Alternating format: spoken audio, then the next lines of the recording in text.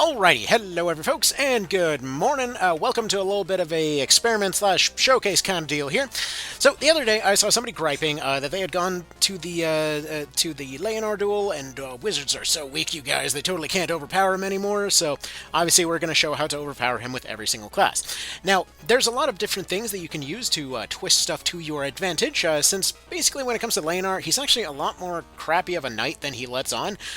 His only actual upgrades over any old generic soldier are the fact that he's got slightly better stats and slightly better equipment. He doesn't even bother with using any of the features of the knight. He is literally just a knight in name only. So, with that being said, we're going to show how to use every single class here. We're going to start off with the wizard. I've actually already done this with every single one of the classes, and then I realized that I kind of misnamed the actual first file of the thing, so I got to redo the wizard now. So we're also redoing the intro, because the original intro kind of sucked too. So if stuff seems like it's out of order, like mentioning that the archer, or not the archer, I forget, one of the classes was a follow-up to completing it with the wizard. Yeah, so it turns out that yes, it was originally a follow-up, now it's just a continuation. Is that a distinction worth making? Probably not, but never say I wasn't stupid. Anyway, so we're going to try to do this with every single one of the classes. Just, I'll try to explain the mechanics of all those different approaches as we carry along, and let's get to it then. Wizard time. Alrighty, I'm gonna go ahead and hope y'all are like me and like the glorious, sexy crunch of the Game Boy. So, let's get into this here. So what we're looking at is, with the wizard here is a guy that can cast very fast, but not necessarily technically as strong as the other classes available at this point. I want to point out that's a little bit of an illusion. While they do technically get a very slight skew towards stats, the actual difference you're probably seeing might very well be from equipment. See, if this guy could equip the Balder Mace, he would be pretty reasonably threatening. However, as it currently stands, he is not. So what we're going to do is we're actually going to go ahead and use a Spirit Stone, as well as go and pick up ideally some kind of cards along the way, in order to get this guy over here, this Mr. Honor Boy, to go and get himself a little bit within our firing range. So you may notice we have a very particular set of tools in front of us. We've got a dodge buff over here that's going to help us to avoid some attacks. We've additionally got access to a Spirit Stone that's going to boost our damage, and we've additionally got access to a Health Steal move that we're going to use as time permits. So we basically will do about roughly in the ballpark of like 20 to 30 technically, less damage than we'd be seeing out of something like the Warlock. This is primarily due to the fact that he's going to have access to the spellbook. Also, hilariously, this guy ended up just stepping on that card right there, which is going to go ahead and screw him over pretty good. Anyway, so we're going to go over this way. We're going to go ahead and use our Health Steal. Well, we would use the Health Steal if we could. Instead, well, we would use that if we could. Instead, I guess we're just going to go ahead and sit still. You know what? Fine. Whatever. We're just going to be petty, and we're going to sit still. He's going to go ahead and run Nagale. We go over and go pick up this card. Ideally, in that situation, you'd have your health steal ready to go, which actually ends up extending your kind of time out in the field here a little bit. But instead, we'll go ahead and pick up this. We'll go ahead and use our emergency heal to go get all stocked up, as it were. A little bit of a scuffy way to start this off, but whatever. We're going to go ahead and get our block. And at this point, it's worth mentioning a couple of mechanics that can be used here. I will mention, like, I will loop back to this as we carry on through these videos, but just so you know, ideally what you want to create is a situation where you hit him 1 or 2 times, you keep running away and kiting, and setting up a situation where he constantly has to get 1 tile closer. Every time while you're running away, you want to use the Health Steal to continuously keep draining him of health and healing yourself up to above about 600 or so. If you end up getting taken out, that's when you have an emergency heal for. And then from there, you just kind of keep on spam firing on the guy. Even without a card, you should, in most cases, have enough to be able to take him out here. In most cases, with an averse as well as weapon skills and such, especially if he happens to take away his offense like he did here, you should be able to completely bend this guy over. Now, if you're having issues on the card front, like obviously we got pretty freaking lucky there, there's a few things that you can do. For one thing, the dodge that you saw earlier is going to be very, very, very effective. 1 dodge buff should be enough to keep something like Drainheart online, just kind of effectively allowing you to out-heal, or at least come close to out-healing a lot of the damage that he does. Whenever he's unable to get maximum damage out of something like his rending over there, he actually will switch his attacks up. where he'll actually end up using his poison move instead, which only hits once. Now, especially if you're using something like a dodge, this means that you only need to dodge once, not twice. So that also affects your time in the field here. Additionally, as you carry on here, if you end up picking up a card, fantastic. That'll help you out pretty significantly here. We should, in this case, have enough to be able to finish him off, just barely not enough. So we see how many tiles we can get away with. It looks like we can get away with Moon here, and it looks like we can get away with going and picking up this card and just checkmating this guy. For good measure, we might be able to do that, but realistically, screw it, let's just end the fight. So not anything too complicated there. Obviously, in that case, we got pretty lucky with cards, but we'll go ahead and reset. Do we want to reset it? Okay, you'll see another approach with the Warlock down the road here. But when it comes to all of this stuff, there are a lot of tricks that you can use to bait him into cards. There's a lot of, like, basically, if you, the bosses will almost always equip their physical cards first. So if you use movement tricks to bait them into other cards, they will almost always be able to be tricked into taking those. Stuff like Weaken or Fortify will create a situation that you'll guaranteed be able to switch them over to their poison attack. Stuff like Dodge will, again, be dodgy. Stuff like Fall Strike, you can potentially get your evasion odds up to the point that he's only got 60% chance to hit you. Throw some paralysis on top of that. He only has a 50% chance to act. That's actually why I had a Paralytic Wave on the spell list here. That if you do run low on MP, you can simply throw out a Paralytic Wave as a bit of an emergency backup plan. There's a lot of potential backup plans. Again, we'll cover more of this as we carry along. This was a fairly easy one to begin with. So anyway, let's get to it. Alrighty, next up on the pile is going to be the Warlock. So the Warlock's actually pretty decent for this. So the approach that I'm taking is going to be kind of stacking, again, a few little defensive layers here to try to do what we've been doing this whole time. So in the Warlock's case, their main benefit is that they've got a little bit of extra range over Mr. Leonar here. So given the fact that we want to maintain 5 tiles of distance, we're going to go ahead and wait until round 2, move 2 tiles, get our spellcraft set up beforehand, and then from here we're just going to pew-pew. So basically, what we want to do is we want to get to the point where we can continuously hit this guy with health steals and stun once he ends up getting a little bit closer. But keeping that stun rolling is the important part here. We didn't get our concentration, unfortunately, so we'll go ahead and use a Jewel of the Avatar. Unfortunately, that card decided to spawn over there. That would basically speedrun this for us, but we'll just go ahead and go over in this direction. So essentially, we just keep staying at a distance, keep on firing. Once we end up getting hit, though, that's when we want to have our we want to make sure to have our health steal and stun setup going. So once that happens, effectively all we need to do is to just keep on. All right, slight interruption here. So at this point, all we got to do. Seeing as we wind up with a bit of a bad roll situation, like right now this is only going to have 7% hit odds, our concentration hasn't gotten ready yet, so instead we're going to go for the offensive approach, try to keep our 5-tile distance as much as possible, but we're already getting pretty meaty numbers off this guy just off distance alone. The idea is that whenever concentration ends up rolling, effectively what we need to do is paralyze and then essentially use that defensively. So we didn't get it in this case, we're just going to go for faster moves because there's not really too much we're going to be able to do outside of setting up near these cards. So we're going to go ahead and go for the card here, try to set up our dodge roll. If he ends up missing an attack, we can actually go for a health steal to save a little bit of time.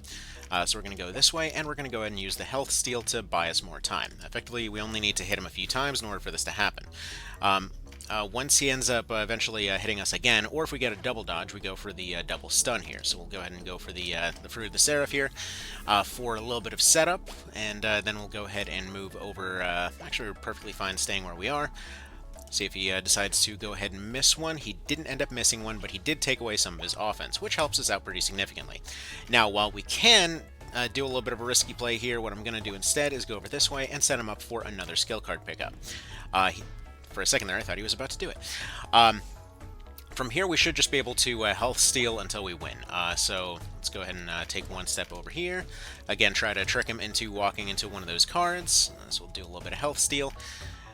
If he ends up missing one of these, that would be fantastic. We'll go ahead and go for the defensive. Actually, you know what? We can potentially do something neat here. If we end up critting this, that actually would be enough to finish him. Perfect. So the defensive play in that particular case would have been to just go and roll for the paralysis instead. So effectively, you just kind of roll for the chance to stun. If your paralysis rolls, that's going to help you out pretty bit. Like paralysis plus dodge is pretty consistent as far as being able to just continuously do the health drain spam. He can't actually keep up, again, just due to his movement, heavy equipment, all that kind of thing. He won't be able to actually keep up with the kind of shoot and scoot approach, and you do get a lot of rounds to be able to hit him, courtesy of that extra range. Anyway, that'll be about that. Let's move on to the next one. Alrighty, apparently forgot to hit the record button, so let's go ahead and do this. So I want to go ahead and show how this can be done with basically every class. So I'm just going to ballpark an idea and kind of let it rip, so to speak. So I'm figuring with Warrior, easiest way is probably a combination of a Vigorous Attack and a Fall Strike item, so a Cutlass or Rapier, in order to guarantee that Fall Strike there. Once again, he's going to be basically untrained in a lot of these skills, so Swords, he's got almost up to 10, so we'll make that work. Siege for getting out of his little cornering maneuvers, Constitution, as well as a Brand of the Sacrifice, and 3 heals in order to attempt to pull this off. Potentially another option might be to set up a dodge maneuver, just going dodge plus fall strike, effectively just making him miss constantly. But I figure something like this, kind of like a general purpose fencer build, go for a brand while we attempt to get him to screw himself with cards, might be the easiest way to do this for the time being. Unfortunately, the downside of kind of more defensive setups, like using a Weaken and Fortify, is that he ends up going for exactly what he did right there and goes for Poison, which is irritating to say the least. Anyway, we're going to see if we can trick him into going into one of those cards. This is still significantly less offense in general, but the cool thing is with the setup is that we can actually make him repeatedly take not only longer actions by putting him in awkward situations, but we can also make sure that he's not necessarily hitting us as hard. We can potentially cause him to completely waste his cards here. By going to these side areas, like right here, he just dropped a bunch of offense off himself. He just went ahead and completely whiffed that one. We can go ahead and just kind of do the full flipperoo on him here. Pick up that one right here. We'll actually attempt to go over in this direction. I'll cause him to potentially pick one of the other 2 cards here, since this Weaken just wore off. So here, we can actually get pretty close to just rushing him down here, to be honest. And in fact, I think what I'm gonna do is not only sit in place, because we are gonna sit in place here.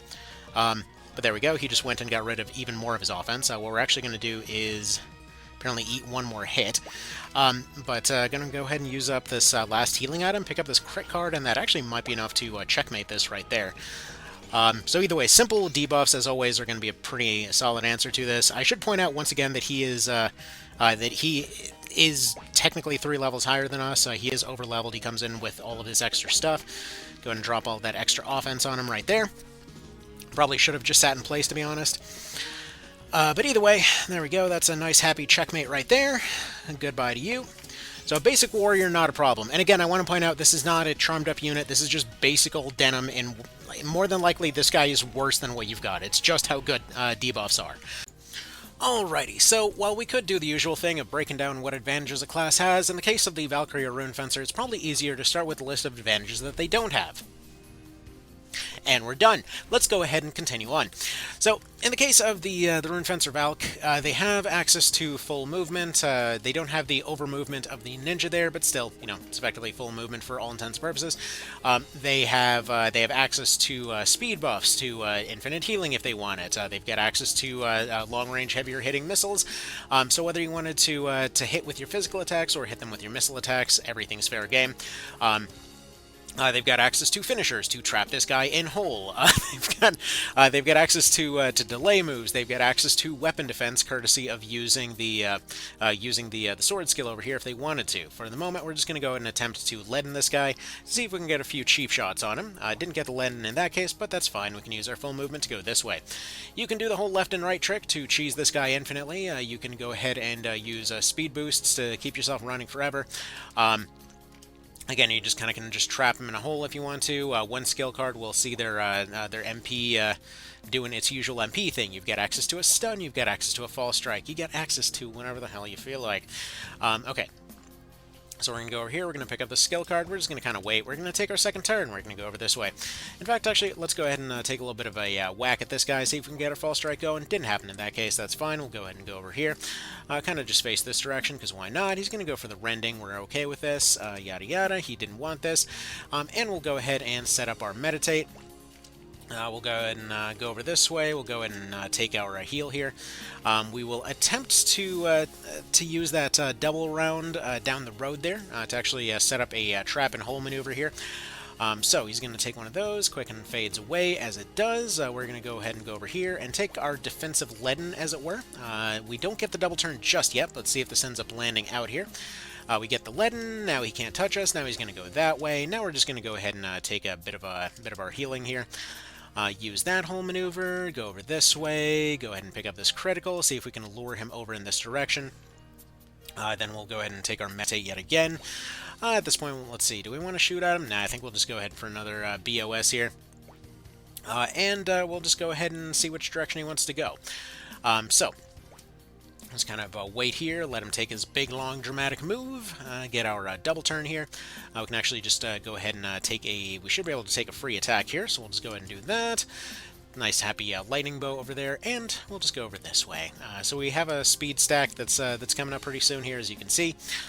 See if we can get a little bit of a safety hole drop here, see which way we want to go about it, get that leaden going.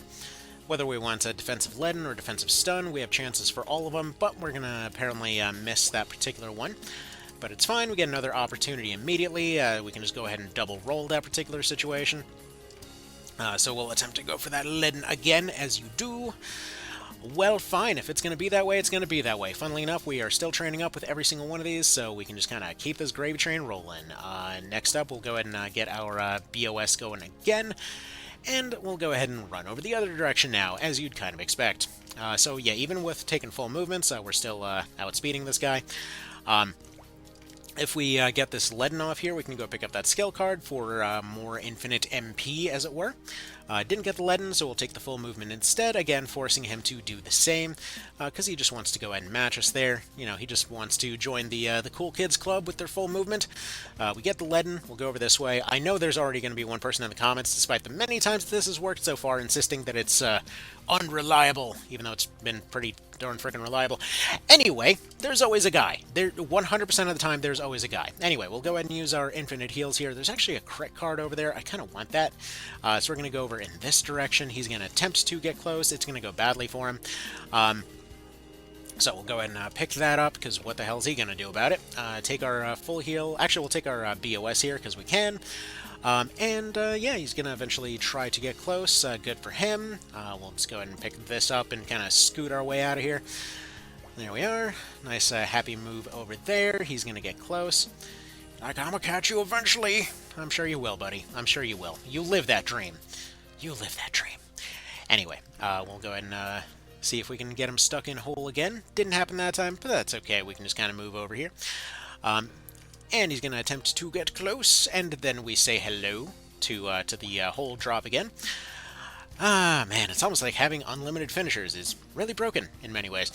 Anyways, we will go attempt to go over this way. He will attempt to get close, as you do. And he's trapped in hole. If we get the leaden now, we'll be able to go pick up that match-up card. We can just go ahead and snipe him at that point. Didn't end up getting it. Oh well, we'll just go this way. It's fine. He will attempt to match in kind. There's actually, that's 2 match-up cards. That would be a pretty hefty, sizable, bonusy type of dealie. Anyway, pew-pew. Do we get it? Didn't happen in that case. Oh well, move over this way. Just keep douching this guy.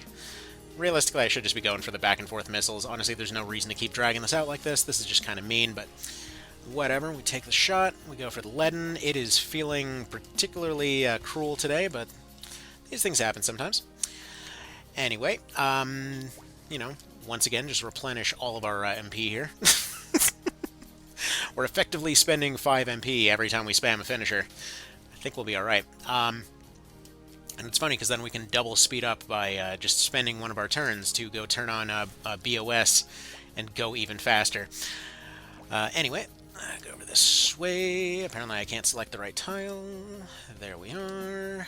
He does his thing. Do we even really want to bother with trapping him in place? Like, is there really a point? I mean, no, but... I mean, at this point, it's just a matter of principle, right? So he goes that way, we grab one of these, re-BOS, and I think we just go for the pew-pew. Because why not, you know? Like, even with only one, like, that's already a 193, that's pretty legit. Let's BOS up for the hell of it. Get our immediate second round, because of course we do.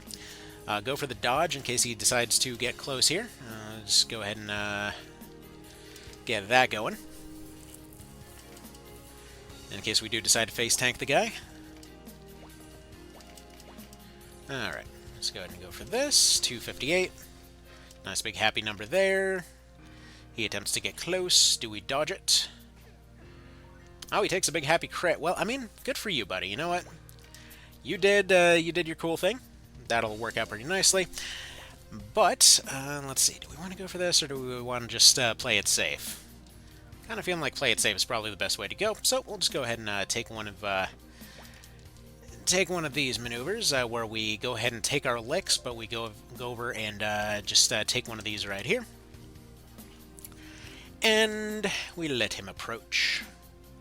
And then we shoot and scoot, and then we approach again. You know the deal. Okay. So that's not going to work there. We're going to go ahead and BOS. Run over that way. Get a nice little firing angle on him. He'll approach one tile closer. Then we start running. Then we start shooting. You know. You know. You've seen this before. Alright. Go ahead and fire one of those. Perfect. Take our double turn, and then we'll fire at him again. So theoretically, you can actually... you can essentially double round him for the purpose of kind of critical shotting his entire bar, if you were. You get the idea. If you want to min-max that a little bit farther, probably just forget the whole sword approach and false strike approach. I'm just trying to show off options at this point. Just go Balder Bow, Balder Shield, just kind of shoot, build up, all of that kind of thing. If your skills are all built up, like, you get the idea. You just keep on spamming and you win. Alright, anyway. Next and final one.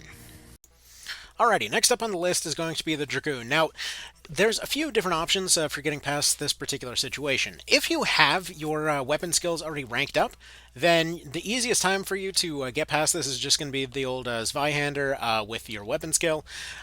Basically just breach and overwhelm. He simply put, using something like this, you can just absolutely demolish him. However, due to the fact that we're basically running no skill here, we're going to need to have a little bit more defensive threshold, and so we're going to go ahead and do this whole strategy again. You know, works for one, works for another, what can you say? Put in Rampant Aura for good measure, and we'll go ahead and continue on here. So with a combination of False Strike and Jewel the Avatar, he basically has no freaking odds to hit, as you do. This is kind of a obvious thing, and you might be noticing at this point what I was saying earlier, why the Knight is something that's basically untouchable for this particular section. Because Leonar is actually real bad at being a Knight. He doesn't make use of any of the benefits of the class. Like, he upgrades his gear a little bit, but aside from that, he's got nothing. Now, the Warrior is better at this particular strategy. Obviously, this is not the Dragoon's forte. But as before, we go ahead and we set up our movement here. We get into position. We attempt to roll that False Strike. Funnily enough, the Zweihander and the Cutlass do almost the same damage. So that's a little bit of a funny thing. But anyways, as long as we land our debuff here, basically we become near untouchable by this guy. So what's he going to do? He's going to go that way, apparently. One doesn't want to miss, I suppose. Man, the game is feeling real bad right now. It's like, please take some of these cards. Oh, man. Anyway, let's go ahead and see if we can bait him into taking this one. Yeah, he actually did. Go figure. All right, whatever. That's fine. So either way, there goes 200 of his damage. Perfectly fine. If he ever wants to miss, that'd be fantastic. But one of the mechanics I was actually hoping to take advantage of earlier, that we accidentally ranked up right there, is actually weapon defense. So for those that didn't know, you actually you end up increasing your defense against a particular weapon by using its relevant skill. So anyways, let's go ahead and go for the double Rending Gale here, I suppose. Let's go for something like that. Not ideal, because I would like to be not getting hit by these moves, but screw it, whatever. I'll go for the Cutlass. Probably going to have to heal up next round. It's kind of a shame to see him missing every single round. But either way, we're getting really darn close to just destroying this guy here. We'll just go ahead and take the Fruit of the Seraph. See if we can get him to run into the card again. That'd be kind of funny. Oh no, my poor exposed back. It didn't happen. Alright, whatever. Fine, fine. Alright, let's just go ahead and wrap this up then. Or at least almost wrap this up. I should have one more round, and... Oh, you dick. We might actually be hosed. Oh, actually, no, we're fine. Alright. Well, you know what? Parry this, asshole. Alright, next class. Any of those weird ideas we're going to leave in here? Anyway, we're going to move on here for the purpose of movement. He gets his Berserk. Probably should... whatever, let's put the dodge up. I feel like that's not going to necessarily last as long. Alright, let's go get our strength up. Away we go. What's he going to do? What is that one? Is that physical? Yeah, we kind of want that. Okay. So first things first, go ahead and just break his defense, since it's basically going to be roughly equivalent to what we're going for anyway. Does he miss? He does not miss, but he doesn't get the poison, so that's something. Alright. So we take our Sanguine, we take our Swing, we hit the guy, and then we pick up this physical, we hit him again, and that should be that. We'll see how that works out. You want to miss, please? He did not decide to miss, but we didn't get poisoned. And we did block it, so thank you, dodge. Anyway, we get our Sanguine. We get our... Oh, it's just going to be barely shy because we didn't do the thing. Okay. In that case, take the Fruit of the Seraph, go ahead and pick up the skill card to raise our Berserk odds, and then we should be able to finish this guy off. Thank you. Man, some good odds on that. I'm tempted to believe that when it comes to the Spike Shield, that they're potentially actually still resisting poison to some degree, because that's kind of impressive. All right, does he kill or does he not? He does get the poison. We do get our Berserk. We do get our everything. Is he going to double parry this? Is this going to be the Heartbreak of the Century? No. Actually, that was a one-shot anyway, so there we go. That's how you one-shot him with the Berserker, with barely any effort. Moving on. Alrighty, next up on the list is the class basically tailor-made for this particular situation. The Swordmaster, basically the ideal duelist. So yeah, there's that. As far as this guy goes, nothing unexpected about his loadout here, except for the fact that I forgot to switch him... whatever. We forgot to switch him to the other thing. So this time, remember to actually give him the advantage he needs. I know, what a shocker. I'm not going to give him that last level, because who cares? Again, this is trying to be as minimal as possible. Literally, this was the speedrun file, never taking a single anything along the way. So this is like the minimum you can be here if you're playing the game normally. So... And yes, you do skirt that close to the actual maximum that you can be at any given point. That's why I find it funny when somebody goes and complains about the level cap and they're so far behind, man. And you know, these levels are holding them back so much. Okay then. You're like right at the level cap every time. It's almost like that's exactly where you should be, and it's all perfectly fine. Or no, not about the level cap, I should say about grind, that there's still people trying to say that this is a grindy game. Like, my ass, it's a grindy game. Anyway, so, let's go ahead and Fruit of the Seraph up. We get our skill card over here. Do we necessarily need it? No, actually I think we have exactly what we need to win this at this point. Let's see if this works out. At this point, it's all... RNGesus, take the wheel. What the fudge is your problem, my dude? RNGesus, why are you like this? Yeah, so we can three-shot him with this setup. Literally all it would take is him not hitting that 60%. There we go. So at this point we take one more mend. If he dodges one more time, then we're basically golden. I'm gonna pick this one up because it's right next to where we started. There we go, and with all of this set up, we should be able to take one more swing, bop. Should be able to survive the next attack. There we go. And then we go ahead and just Fall Blade up and just kill this guy off. So no weapon skills needed, no nothing needed. It's a 3-shot from him. We can just go ahead and stack for maximum offense. So there we go. See, Swordmaster's still got stuff. In fact, he actually performed better than I was expecting the Berserker to. All right, next class. You know what? Maybe Ashley Riot was onto something. Anyway, this is going to be our build for the Terror Knight here. Just basically going cudgels, gloves, and shorts. Again, just going for the full Vagrant story experience in this case. We are going to go ahead and equip a few different oddly specific things for the hell of it here. Do I want to use this just for that? Maybe not. Okay.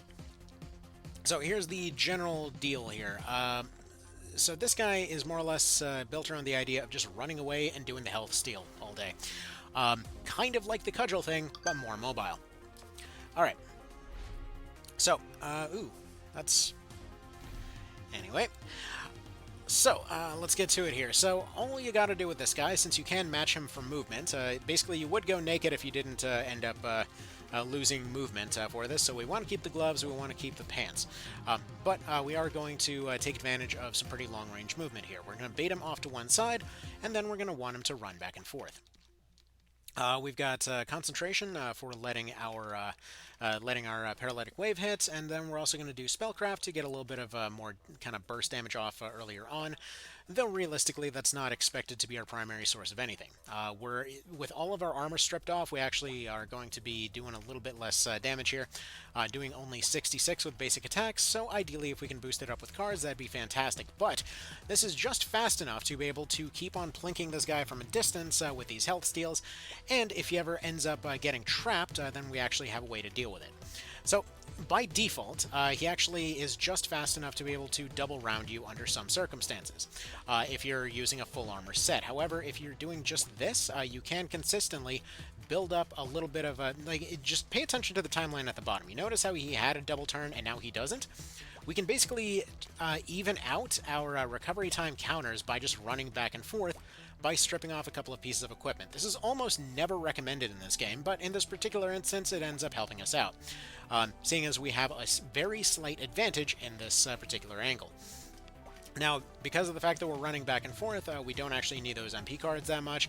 It would be nice if a critical card or something landed in our way, but either way, we spend a few rounds going back and forth, making sure that he can't touch us, and then we just go ahead and fire off another Drain Heart. Funny thing about Drain Heart, by the way, is that it actually helps us out speed-wise as well. So this was something that Rakes discovered a little bit of a while ago while working on One Vision, but apparently the health steal moves actually give you a very, very small, it's like 1.5 or something. I think he said 1 to 2, depending on the situation, so we're just going to say 1.5 recovery time penalty to the unit getting targeted. So it is slowing them down very slightly. So the combination of that mechanic along with having less overall equip load means that we can just kind of keep doing this. There's really not very much he can do about it. So we just keep running back and forth. We get our skills up, which will end up getting our other stuff up. He will eventually, like I said, start pretending that he's going to get a double round, at which point we just go and bleed off a little bit more time here. So we'll just go a few back and forth a few times just to even everything out, and we'll go ahead and then start attacking again. So, once again, we do the thing. You might notice that Spellcraft, even though it faded away, didn't actually change our numbers that much. That's just simply because this guy is resisting so much of our attack right now that it's not really going to help us out much. So, it is how it is, you know. Now, the thing is, I think this is part of the reason that they've never gone, like, full Armored Core or something with the way that they let you program AI or something. Like, I would love that kind of system, but can you imagine how freaking degenerate you could get with this stuff? It's like you get to the point where you're just telling an AI to run back and forth doing this kind of bullshit for several hours on end. I mean, the entire Throwing Rock only run would be entirely possible on AI if that was the case, because most of it just involves keeping at a particular distance and trying to keep out of specific attack ranges. But anyways, we'll just go ahead and do that. Just go back and forth. So yeah, I know for a fact you've got some Terror Knight marks laying around. I know for a fact you've probably ended up accidentally picking up, you know, what was this, Drain Heart or whatever. So just, you know, do that. There you go. Easiest win of your life. You definitely have some class that can do this. Every class can cheese the bejesus out of this guy. All he has is upgraded equipment, slightly better stats, and some cards. Those cards literally only boost his offense. They don't make him actually more viable in any meaningful respect. That's why, like, that's what I've been saying since release, but, like, it's just Strengthen and it's just Tactician 2. That's basically what we're looking at. he's got Strengthen 2, Tac 2. This is basically nothing. Dude's absolutely basic. So yeah, and if you're wondering, yeah, Drain Heart won't really help us out much here. He'll recover out of that pretty much immediately. We'll lose MP. It's an overall net loss, kind of like NFTs. Anyway, so yeah, now we've got maximum spawn limit on cards. We'll just keep on doing this as you do. I think you get the general idea. I mean, I guess technically the mace was entirely optional in this case, so we could have been doing this even faster. But yeah, hell of a boss fight, really. So yeah, we just keep on doing this, and yeah, a few more attacks, and we'll be all good to go. I love the fact that they'll just sit still and take it. Yeah, interesting setup they got here, and that's for dang sure. Anyway. Pew. Yeah, like, if they get a double turn on you, again, if you find any way, which this is not difficult, even, again, the Terenius can outspeed this guy, all you gotta do is just, again, you know, get some weight off of that unit, whether it involves going to lighter weight equipment, like all of your basic leathers and stuff like that, or surprisingly lightweight, so kind of jumping down to the leather tier and stuff like that could easily save you a good bit of recovery time. I love how that one last 10% decided to miss. But anyway, so yeah, that can save you a good bit of recovery time. Just in general, there's a lot that you can potentially do, but anyway, there we go. I don't know if we've grown strong as much as we've mastered the suck. Anyway, let's move on. Alrighty. Accidental zooming in and out. I don't know if it actually changed anything on your end, but anyway, let's go ahead and get into this here. So what is the deal with the Beast Tamer? They're actually going to be pretty solid. So Beast Tamer is an interesting one, namely that they're one of the most capable units in the game, kind of out of nowhere. So their whole setup looks a little bit like this. That they're essentially going to be a unit that's got ranged, got access to better items, got access to a lot of better gear and whatever else. But here, let's go ahead and show off one of the things that they can do right here. So what we're actually going to do is attempt to roll for a stun here, see if we end up getting that. Didn't end up rolling it, unfortunately. If we had rolled a stun, we basically could have potentially gone into a very convenient next turn here. But we still are pretty close. So what we're actually going to do is attempt to trap him in this hole. This is something that all units with a range attack are able to do. So let's go ahead and go for that. We landed the leaden, and now he actually can't move. Which means that we can basically sit here and, well, plank shot him all day if we wanted to. We'll go ahead and take our heal up just because we kind of can. But the idea is they actually go ahead and attempt to get a little bit closer here. And while his leaden does eventually wear off, you can potentially just keep on doing this. It isn't going to roll every time or anything, but just one leaden is enough to get him off your back, which means that you can basically just keep on firing. See, the quirky part about all of this stuff right now is that this guy does not actually have any kind of weapon skill with his bow. That his skill with a bow actually really sucks. But as long as we keep doing this, we can keep Leonar at a distance. We can literally create zones that he cannot enter. Which means that we can entirely control his movement, which is pretty darn handy. So yeah, we can just keep on firing and keep on controlling his movement and whatnot. And yeah, we just keep on stunning. If he gets close, that means that there's a 50% chance that he'll end up not actually taking his turn. And we can do all this while getting our weapon skills up. And then, once the time comes, we can just go ahead and hide from him. So yeah, very effective strategy here. We can go ahead and hide over the corner, take a nice free cheap shot, just keep at a distance, keep on kiting, firing, and all of that kind of business. Ended up leadening him again. We can go ahead and pick up our fizz up card here, go for that stun, in order to actually just to show you. Like at this point, we're up to 116 on that. We're going to pick up that Fizz Up card in order to hopefully get some better damage coming out of our weapon here. But we're going to go ahead and go over here, attempts to re-leaden him at this point. Fire this off right here, see if this ends up letting him again, and there we go, he is still stuck. We can ideally go pick up an MP card, so we'll, here, let's see. If we move over here, is this going to be enough to give him a double round? Hopefully not. But still, you know, we've got a couple of fizz-ups at this point, again, 132, so this is going up with our weapon skill. We'll keep rolling for that chance to stun. It isn't a very high chance, but it will eventually end up hitting, and the funny part is that the AI does funny things while they're waiting to get out of this little bit of a loop here, because eventually their leaden goes away, and then they approach close, and then you just fire again. So if you end up picking up an MP card, which I plan to do right now, we can basically just keep this little gravy train going forever. Again, keep rolling to stun him, just in case we make a mistake and he ends up getting close. But we want to ideally go pick up that card. We can also, again, just kind of hide around this corner, keep on firing and stunning and all that kind of thing. There's a lot of ways that you can potentially force him to keep staying at a distance. Unlike something like the Archer, the Beastmaster doesn't really have to actually get close. They just sort of can keep doing this. So they just keep on firing at a distance. Like, we'll go ahead and let him take the next move here. Attempt to go for a leaden, and then just kind of decide what we do from there. We either take a long range movement and then attempt to follow up with grenades, or we hide somewhere else. So let's say we go over... let's see, this is a total drop of 6, which we actually are just barely shy of being able to do. So we'll just go ahead and take a long... Actually, he can match us there, I would believe. Yes, okay, so he can't match us over here, though, so we should be able to make use of this statue. So we can now go ahead and just throw out one of these for a little bit of damage, and then we'll go ahead and go over this way. Just, again, keep kiting him, keeping the distance. Let's see, what kind of card is that? That's an auto, whatever. So we'll just attempt to leaden him again. Once again, forcing him to run his way around us. It is a fairly cheap thing to actually engage. So we'll throw that out here. Because he is a knight, he is going to consistently be slower than us, so we'll just, you know, keep outrunning him here.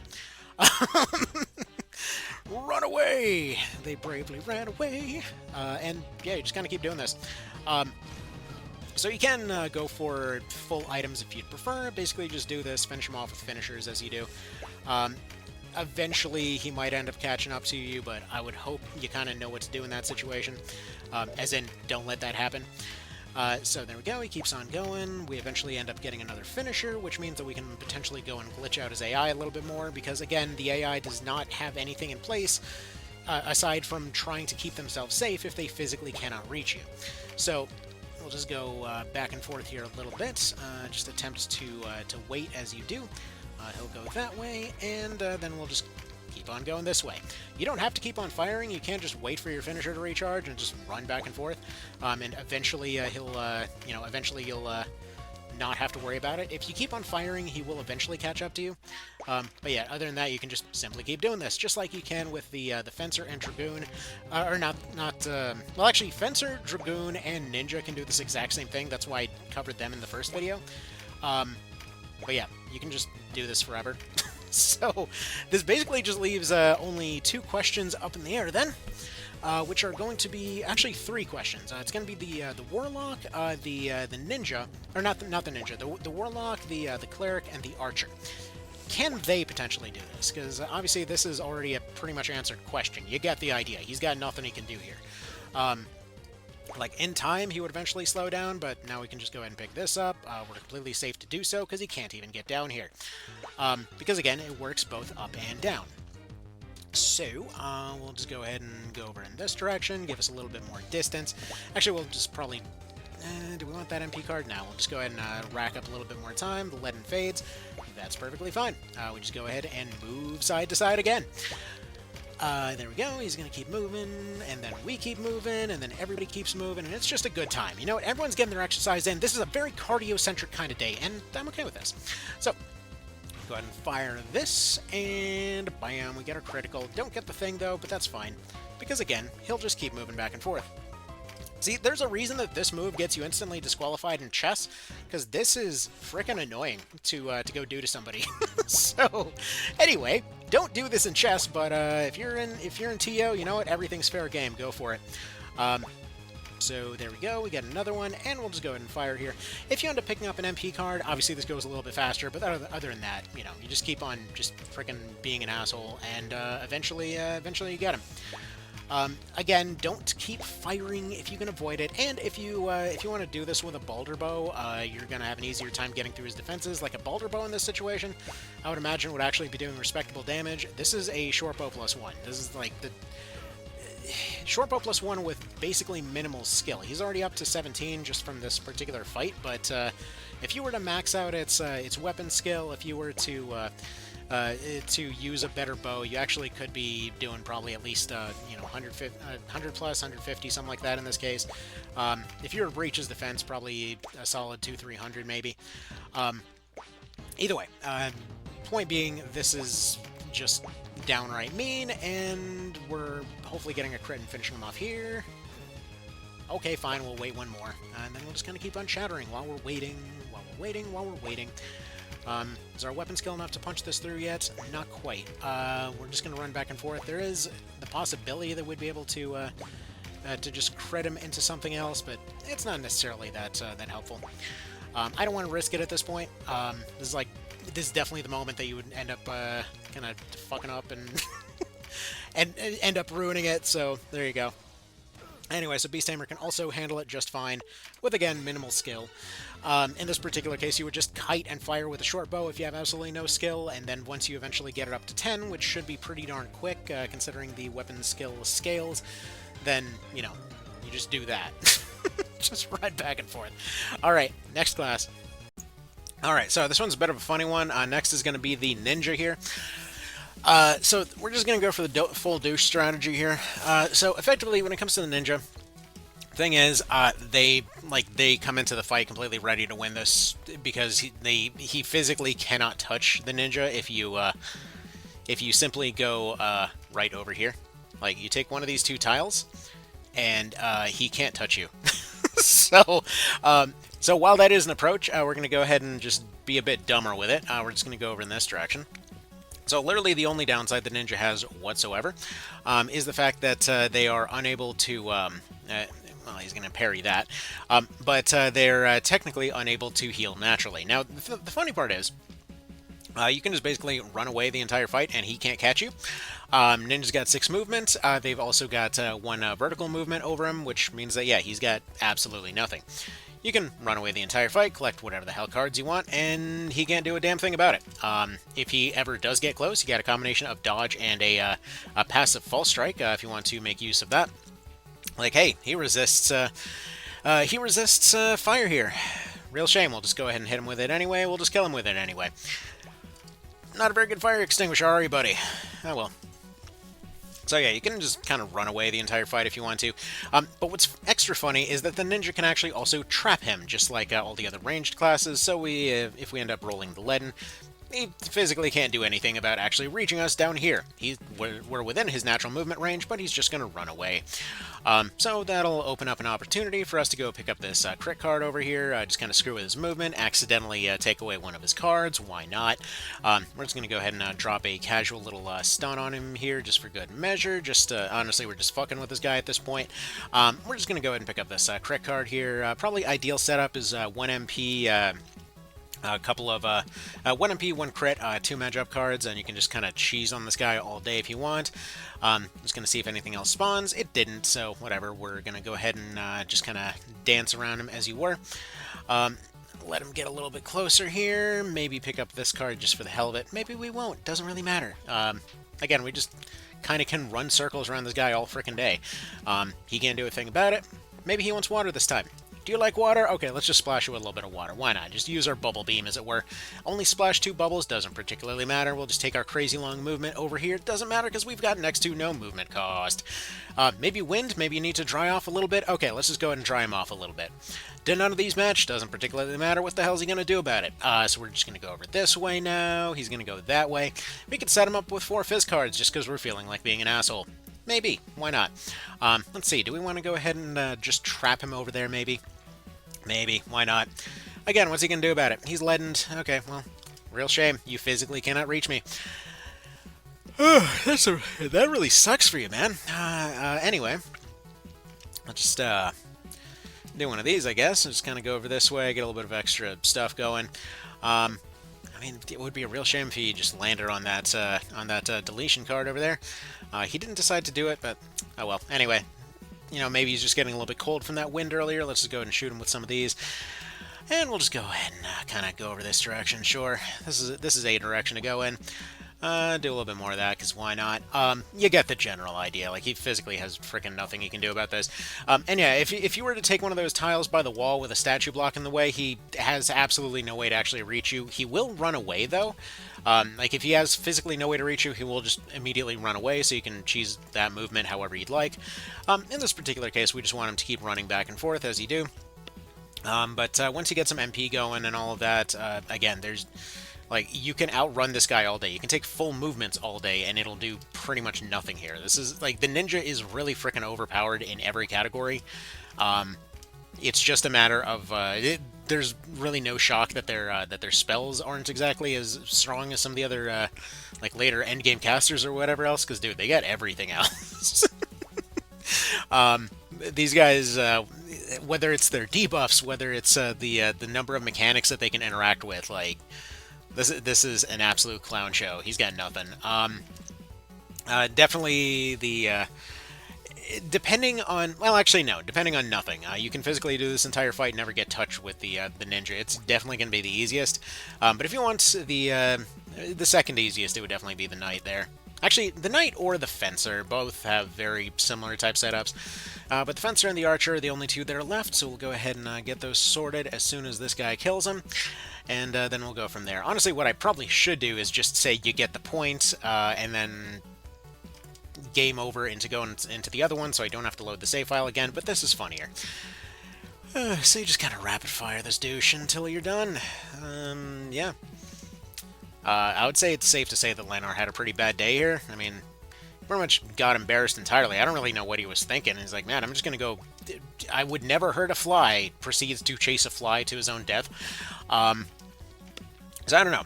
I don't really know what he was thinking here, but it definitely wasn't a good plan, whatever it was. And then if we roll another crit, then this next round should see him done. You want to go ahead another one? Yeah, funnily enough, the Balder Bow is actually a really good setup for Denim at this point. Like, you can run full Balder equipment on him for some intelligence boosts and whatnot, make his stuff hit a little harder. Intelligence in mind is all that's actually helping the ninja magic stuff get through. It's a very, very, very kind of like low damage thing to push through anywhere, but does benefit a lot from cards and such. But anyway, that'll be about that. Let's move on to the next one. Alrighty, let's go ahead and talk about the Cleric here real quick. So, Cleric's a bit of an odd duck. Despite the fact that, despite the fact that they've theoretically got no offense, they actually have a decent bit going for them. So the Cleric actually has one of the biggest advantages you can have in a situation like this, and that is speed. So not only do they get BOS, they also will end up potentially multi-rounding this guy naturally.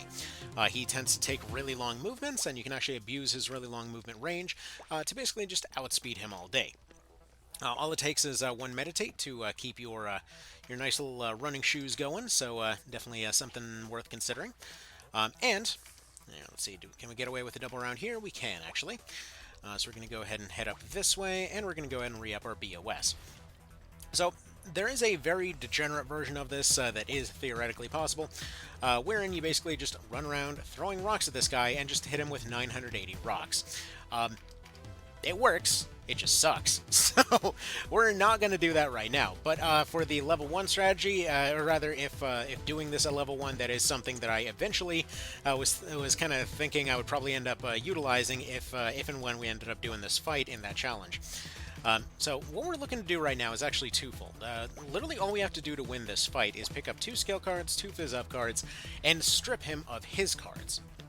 So what's interesting is actually was talking with Recession about just kind of different AI functions a little bit of a while ago, by which I mean like a day ago. Basically talking about the how the AI might see or not see cards and whatnot. Which I was thinking for the longest time that certain bosses are just completely unable to see them at all, and then a handful of them were trying to avoid them, which turns out he was mentioning that he was seeing certain bosses going for certain cards. Interestingly enough, this guy is actually one of them. So, in the case of Leonar over here, if you strip him of all of his cards, he will attempt to pick up another one. So, you know, that's kind of unfortunate in and of itself, but rather than trying to strip him of his cards, if you just make him pick the wrong ones, he doesn't actually have a whole lot of legs to stand on. So that's what we're looking to abuse right here. So we're actually going to take a non-move over here so that we can continue circling around him. So he's going to go ahead and take his long move. We took no move. We go this way. We are still 2 tiles away. We re-up our movement because we don't have our double turn yet anyway, and we go ahead and let him dance. So now we take our double movement, and we look to set up as much of a minefield of cards as possible. So as long as you have a ton of cards that end up showing up in a particular area, you can eventually trick him into walking over those. Trick him into walking into enough of them, and, well, you have a nice happy time then, don't you? Okay.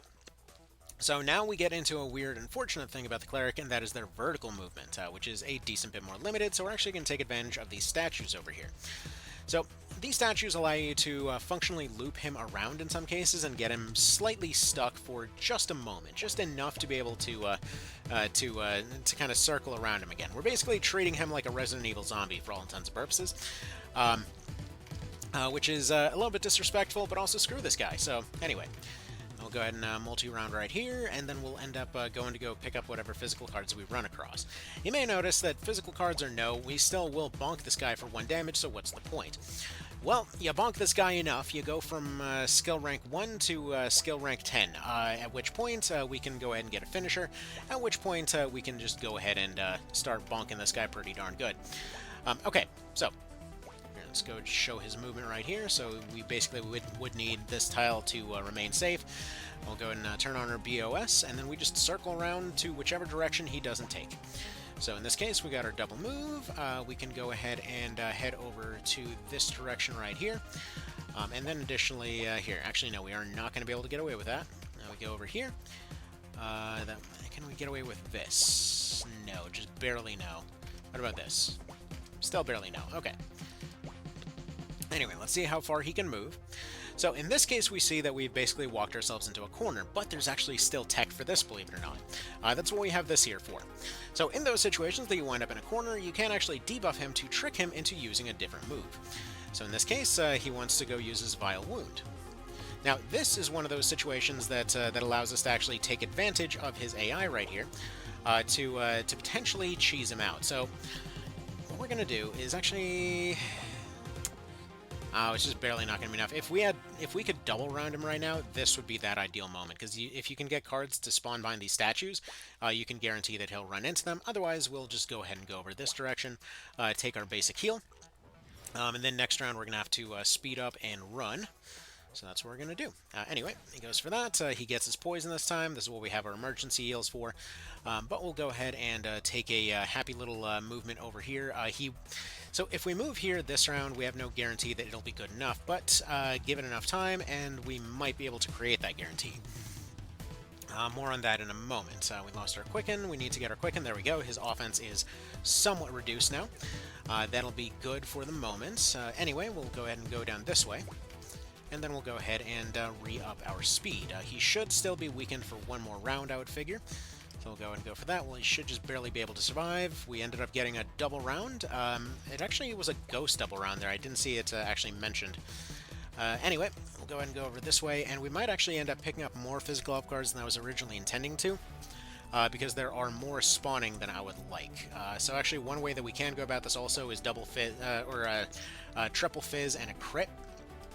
Main reason that we'd want to go do that is entirely for the purpose of just making sure that he can't get those. Because if he gets them, that's a big problem for us. Anyway, there's the poison dropping off. We're going to go ahead and go this way, and we're going to go ahead and... Here, let's see if... How many tiles can we get away with? Like, this is literally all you got to do. You just keep getting away from him little by little, reduce his offense wherever you can, increase your own offense wherever you can, and then we go ahead and re-up our BOS up here. We'll take a heal round next, and then there we go, he gets one of those right there. We'll go pick up that Fizz card. We leave any magic or skill cards from here on out, I think. Actually, no, we do still need at least 2 skill cards. The reason for this is because we'll be able to will be able to consistently keep Mother's Blessing up. If his offense is gone, if he's drained of MP and all of this other stuff, his physical attacks, just to go show this real quick, his physical attack with his Damascus Sword costs more than either of these finishers. So these not only do more damage, they do a shitload more, they're a lot faster, basically. So as long as we keep our distance, as long as we keep upping our speed, we can eventually keep doing this until he runs out of juice. So now we got our double round, and we can go ahead and head over in this direction. I'll go ahead and go this way, take a nice happy quick movement over this way, and then again we'll just kind of back and forth him.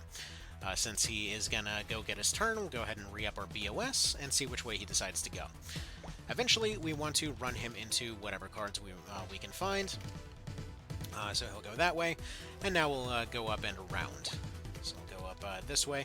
In fact, actually in this particular case, do we want to just risk it? Not really worth the risk. Okay. So we should be able to almost get away with this. Just barely. It might be actually worth taking that risk there. Because yeah, with only one Fizz card, he's definitely a lot less of a threat right now, to the point that he might start using some of his other moves. I'm thinking we go ahead and risk the shutdown here. So we're going to go here, we're going to go ahead and go this way. Both of those directions end up working out well for us. There we go. So we can almost, as you can see, we can almost out-heal his damage at this point. So what we're going to do is move over this way. Can we get away with that? Yes. Can we get away with moving over here? Yes. And then we'll go ahead and heal that up. And then next round we'll have to take our speed up. We get another double round though, so we'll go ahead and well, actually we need to take our double round here. Here, let's go this way. One extra tile? No. Okay, we're gonna have to take our full speed up here, because we are starting to run out of speed, as it were. Alright. So we did that. We should be able to heal and heal here. And then we can probably start dancing around some cards. So yeah, we can take our heal here. I don't think we can get away with any movement. There's one more skill card, which I need. And then we'll go ahead and guarantee our heals going forward, because this is only going to be a 170. It's just barely going to be survivable. But from here on out, we can actually start tricking him into cards again. So he does about 500, we can heal about 400. So as long as we keep those heals doubling up like this, we're golden. So I can get away with this, I can get away with one heal. So we're going to go ahead and take one heal here. And then we're going to take a speed up and a movement. Actually, that's just barely not going to be enough there. I might have to use our emergency heal, but there we go. He shuts himself down. Perfect. Okay. I will go ahead and bait him next to this skill card here then. Will this be fine? We're going to take our safety heal here, because this is very close to being done. So we're going to go ahead and go right here. Try to bait him into this. There's our Quicken. So there's our Blessing, and now we can make sure to get him between these two skill cards. So we take our heal 2, we can fully heal this out. If we can make him stop spamming this, then we actually have time for offense. So he's just going to keep doing this for the moment. We can keep sustaining this, but again, there's a low but possible chance of a crit here. So I'm going to re-up our Quicken. We're going to go ahead and take our heals. Eventually we can start switching over to basic heals rather than the heal 2s, hopefully, because this is overhealing a little bit. See if we can trick him into that thing. He's going to start taking basic attacks here. Again, we are draining him out. That's important. So now we can start taking stick bonks. Get some skill ranks, take a heal. Take another bonk, take another heal. Eventually he will run into one of these cards. Unfortunately, right now he's running back and forth, but there we go. Now he's out of tiles. Thankfully, the RNG decided to be nice. So we'll just go ahead and take our heal. Our Quicken went away. We need that back. And he'll go ahead and shut that down. Perfect. Okay. So now we'll go ahead and once again take a little bit of heal, and then we just kind of repeat this for a while. That's the loop set up. That's all you got to do. It's definitely it's not the quickest thing in the world to set up. It's not the most straightforward. It's definitely not elegant looking, but what's he gonna do at this point? Again, he will always take the attack if he can. He is an aggressive AI. He will always take that stab there. So all we gotta do is just keep on healing and taking our bonks where we can. We eventually get this up to rank 10. He takes that basic attack. We'll go ahead and keep on safety healing just in case, because it would be a real shame to mess it up now. Take our heal, then we take our bonk, and yeah, eventually we'll get him down here. Theoretically, this actually would be a hell of a lot easier with the Caldia, but I didn't have one on the save file. Again, you know, speedrun stuff. The reason for the Caldia being better in this case would simply be for its for the fact that it's a hammer and it's got a parry bonus, so it would occasionally be just deleting some of these attacks. So we'll take our BOS, we'll take our full heal, and then we'll get back to it. So essentially, not only would that give you more offense, it would give you more defense, it would give you a potentially slightly better healing, even though it's not really by that much. Our heal craft ended up wearing off some time ago, unfortunately. But literally, we just keep on doing this until we have access to the finisher. And then at that point, we just go ahead and take physical crits on him over and over until he dies. So this is kind of about it. We'll get our skill rank up there. Now we're up to rank 2. This is going to take a bit of a minute. He's going to go and delete his final card here. Hopefully this ends up just being a skill card from here on out. In fact, in a little bit of a moment, I'm thinking I probably want to move the fight over to the other side in order to try and make sure that we aren't running into as much stuff here, because, see, like, for that reason right there. So what we're actually going to do is bonk and then run, because I want to make sure he doesn't pick up that card. So we'll take that bonk, you go over here, and now he'll... Game, are you trolling me right now? Alright, in that case, we're going to move over here. Like, no, damn it, I will feed this guy a card. That's funny. Anyway, so we'll go ahead and take our BOS, as you do, and attempt to move him. He already has 4 of those, and a magic card won't really help many. So we'll just keep this going. He's going to run off to go pick up a magic card. He's trying to get himself out of it. There is some AI function in there that basically tells them to get out of loops. This is actually something they didn't have in PSP, which is kind of interesting. So in certain situations, the AI, like you saw right there, will just take a sort of wildcard action just to get themselves out of a loop. So that you can't infinitely do everything, but they will basically just go right back to it next round here. So he took a long move. We'll go ahead and re-up our speed. He'll go back to doing what he was doing, but it's their way of being like, okay, this AI is stuck, do something better. Don't be stupid, try to take some other action every now and then. Which is funny, because sometimes it backfires on them. Like, they also have that function where they'll do that thing where, like, if you shoot at them from a safe spot, they will try to get into safety, but because of that wildcard move that they do, they'll actually end up putting themselves into a riskier position, because they're like, oh, hold on, what if I didn't do safety? And then they just put themselves somewhere dumber. But anyway, I will actually move over here so that he's out of the way of those cards. We want to keep him out of range of anything physical or anything like that. So he goes to pick up his magic card. We'll go ahead and stack up again, as we do. I don't have access to ease on this save file, unfortunately. That would be really helpful here. Go ahead and re-up our quicken, and then he'll end up attacking us again. And then we'll go back to bonking. So yeah, that's kind of how this ends up playing out. There's little that he can do, but as long as we keep him at an appropriate distance, at least he's swapping up his actions here, because he's figuring that he's going to be able to get some more damage off with his poison, which is kind of interesting. It's kind of cool that they can do that. But he's doing his best. He's doing his best. Unfortunately, Mother's Blessing, it isn't 100% with this setup. It's close to 100%, but not quite there. So it's just barely giving us enough time to be able to keep on bonking him for experience. It's a little bit of a risky whack right there, but got to do it. Now, if you're wondering why exactly we're doing this as opposed to, say, what was I going to say? The thing that I was going to say is the thing that I was going to say, except I can't remember what the saying was that I was going to say. In the case of the finisher, the reason that I kept him with a Balder Mace is so that he would be able to ideally get that 55 extra attack off it. I'm not sure that the regular staff can actually penetrate his armor, so we'll see how that plays out. Either way, do more heals. Yeah, but this little AI pattern is especially frustrating in Coda 4, like the whole wildcard thing. I don't know if it has an official name, I just call it the wildcard mechanic, but just basically where they decide to go do something seemingly random.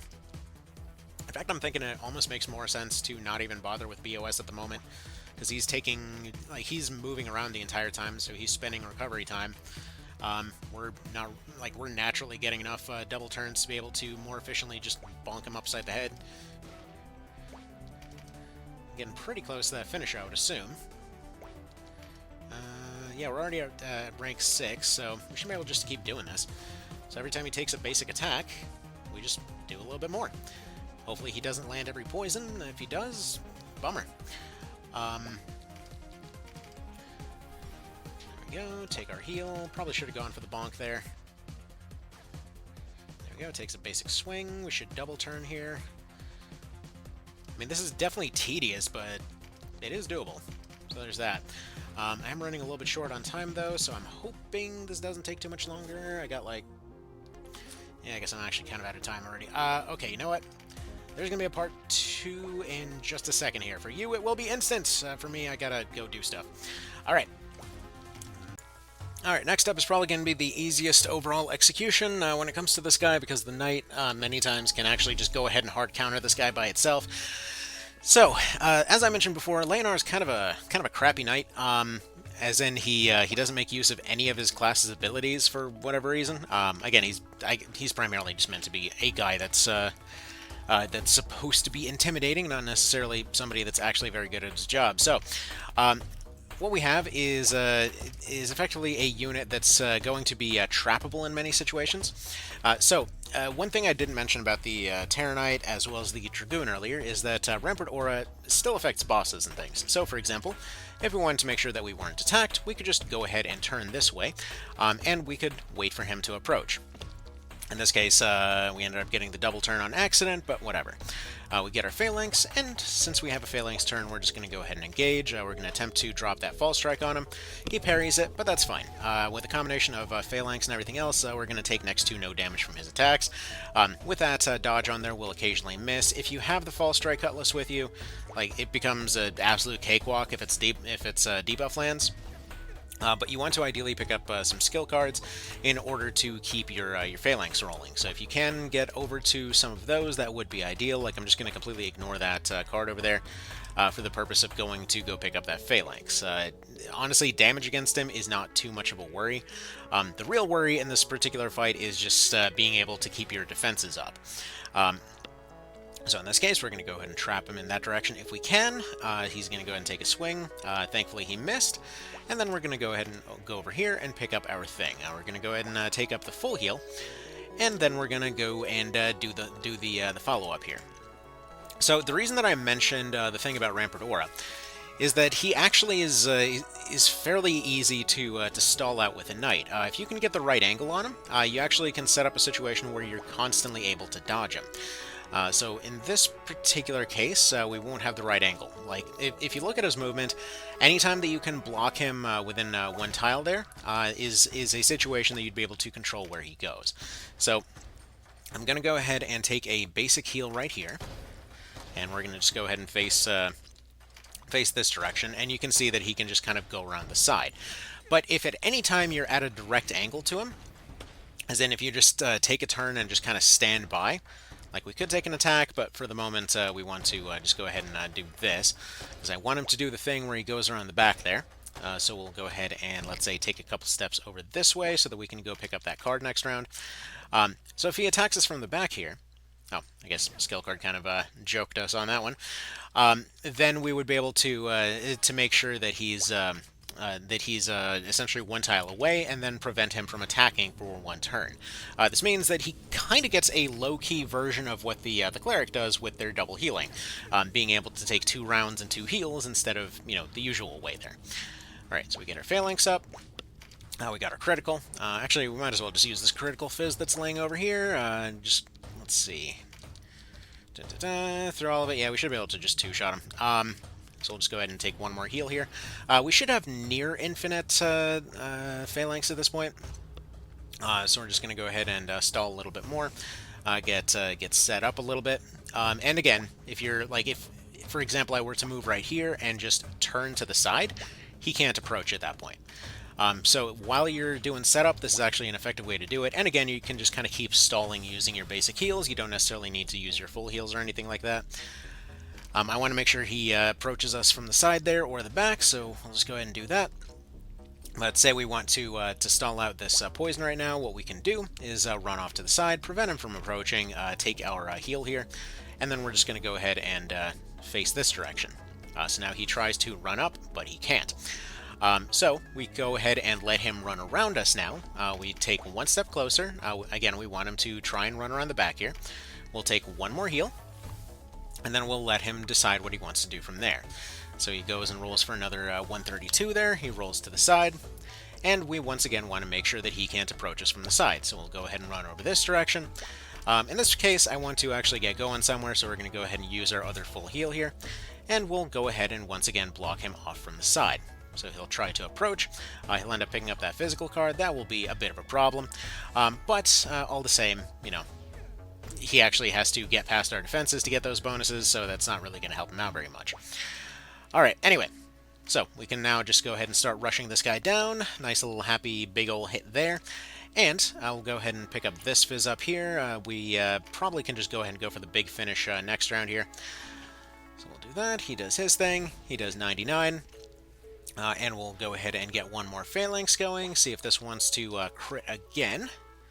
And go ahead and crit that. Nah, it doesn't really particularly matter. Next round, he's just gone.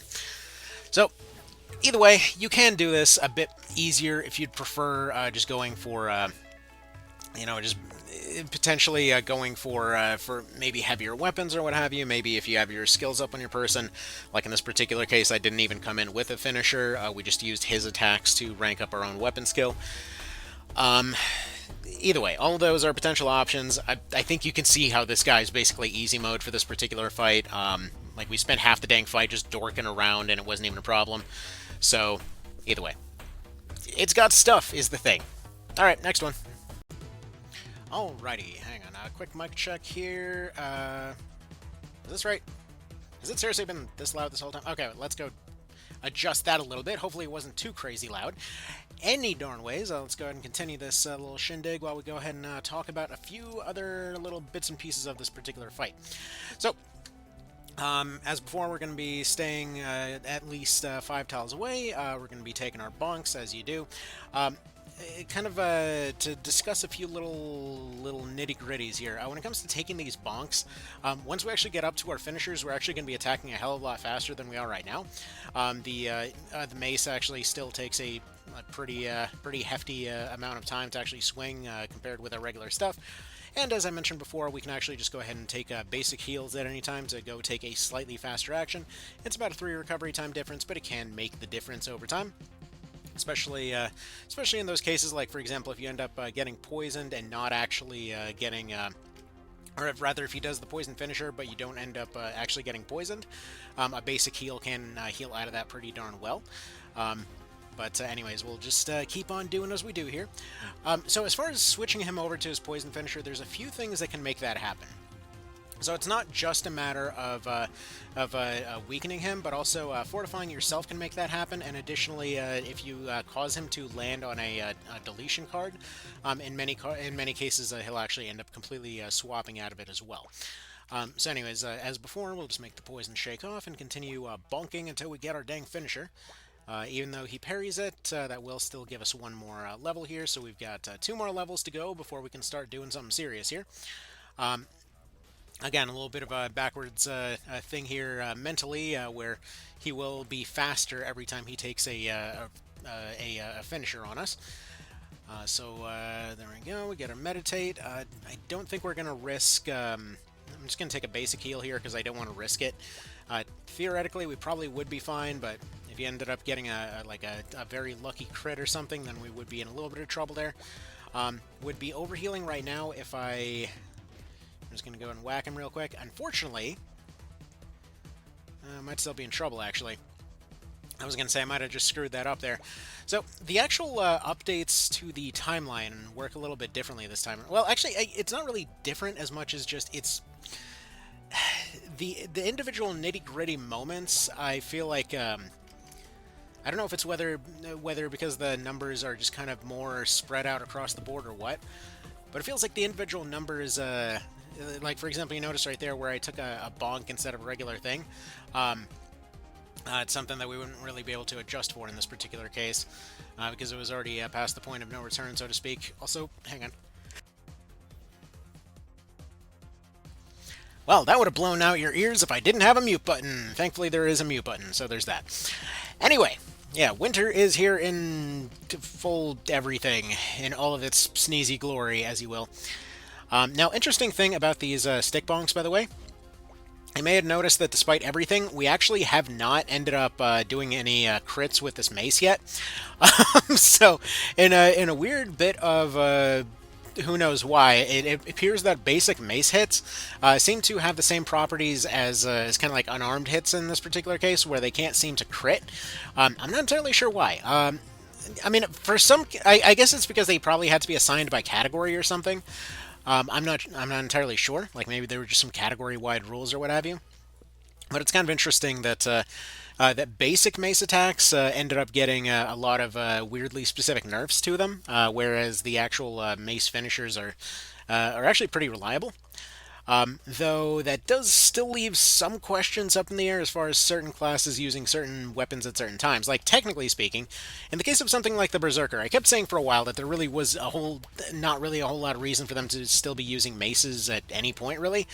But they do have some very niche applications. They're just kind of oddly specific. Like, for example, if you were to make a like a mace build that was set up for like a critical Trinity pulse against the final boss or what have you, like yeah, that actually would perform pretty darn well. Like anything dark related, a divine berserker, if they had a way to keep their MP funded, would actually be pretty legit. As far as their weapon options go, I probably would personally prefer going for something like a dagger in their case, but technically speaking, as far as I've seen, cudgel finishers do seem to penetrate better than dagger ones, you know, for one reason or another. I mean, obviously it's because they get their full bonuses and what have you.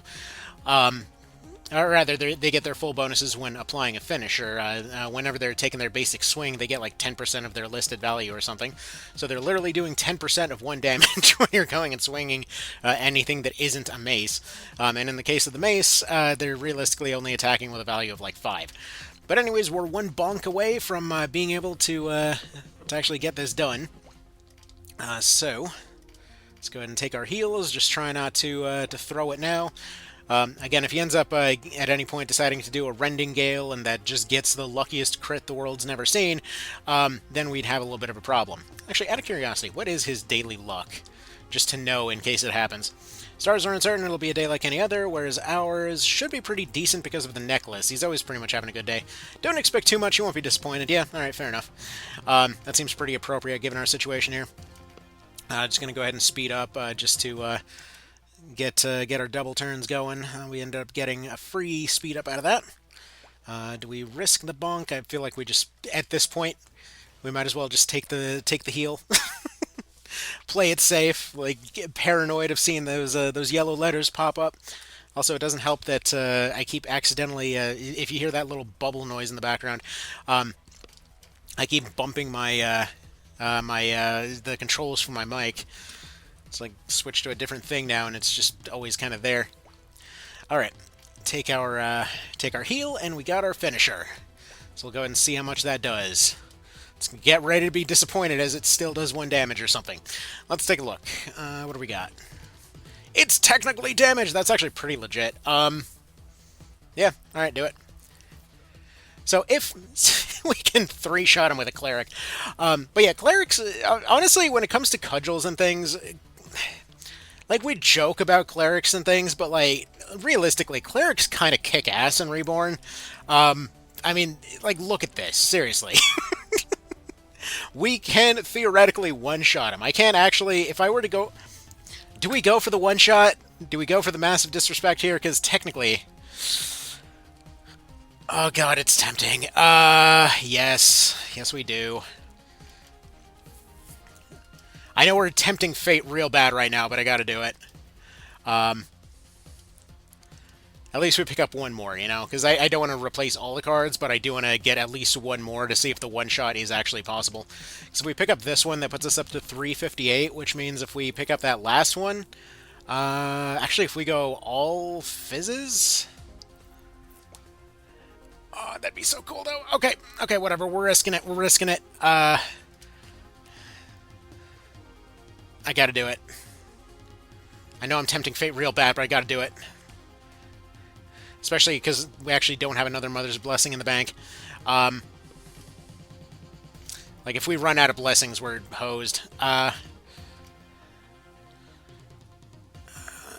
fizz, one... Actually, you know... Is there another critical even on the field right now? Is there any point whatsoever in taking this risk? No. Alright, alright, alright. We take the heal, we take the double. Actually, I should probably just use this to re-up our speed. See how we slowly get this set up. He went and did that one. We actually can take another heal and pick up that fizz there. Because we're down to only one skill card, so it's getting risky. Okay, we'll pick up this one. And then we replace our crit with this one. If we had a strengthen, that'd be something. Okay, we re-up our speed for security's sake. See what he decides to do. He goes right there. Okay, we take the heal. Do we get the regular one? Okay, we get the blessing. What does this bonk look like now? 447? Okay. We don't have another critical card right now, but let's go ahead and just see how this plays out. Just take a basic heal for a nice quick action. Because I want to see what our theoretical max hit here is. Because theoretically, even this guy can actually land a... Looks like 1070 or so. 1072 would be our theoretical max hit here. So, yeah, don't sleep on these guys. Wow. Yeah, you've grown strong. No shit. Move it on.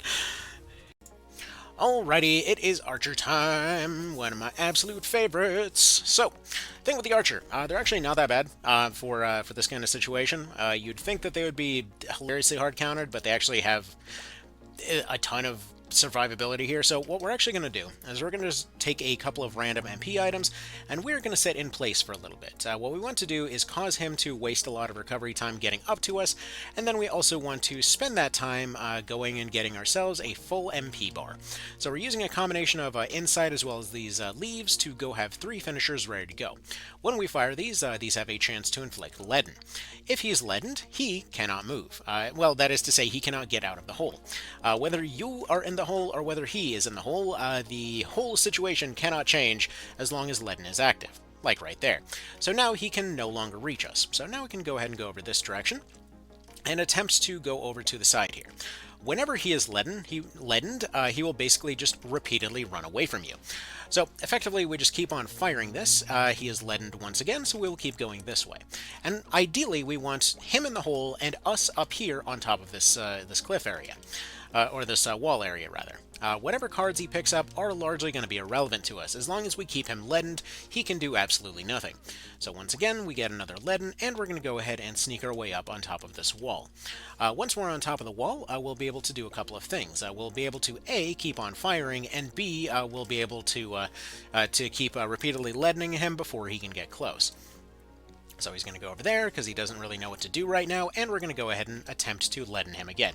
If he gets out of leaden, simply run away and kite. He will get 1 tile closer with every movement that he takes, but again, he can't move any more than 1 tile up or down, which gives you a lot of space to be able to pin him down here. And eventually, once you get his stuff low enough, you simply don't have to worry about it anymore. And if you find yourself in this position right here, where the sides have flipped, this is perfectly fine as well. You just simply fire and run and fire and run. You get the general idea. If you pick up any fizz cards along the way, this ends up speeding up even more, and if you can end up getting him leadened once again, you know, do as you do. Did we have another card here? You know what, in this case, I'm just going to spend a little bit of time to go over here, pick this one up. And just to show this, the reason that I have this conflagration shot is as a bit of a backup plan. Because if things go terribly wrong, he ends up running you down entirely. You can always just go attempt to use your shots to then proceed to finish him off. It's essentially one extra attack to have on hand. Either way, in this particular case, looks like he's catching up to us at the moment, just due to the fact that we ran out of stuff here. So we're just going to keep kiting him away. Again, he's going to get a little bit closer, but we're eventually going to get our MP back, and we're going to be able to fire again. So we do the old running back and forth strategy in order to attempt to buy ourselves some time. Again, one tile closer every time, but then we eventually get to the point that we have our points again. We'll actually just go ahead and pick up this critical here, because there's a pretty decent chance of doing something good with this, and we'll go ahead and fire another shot right here.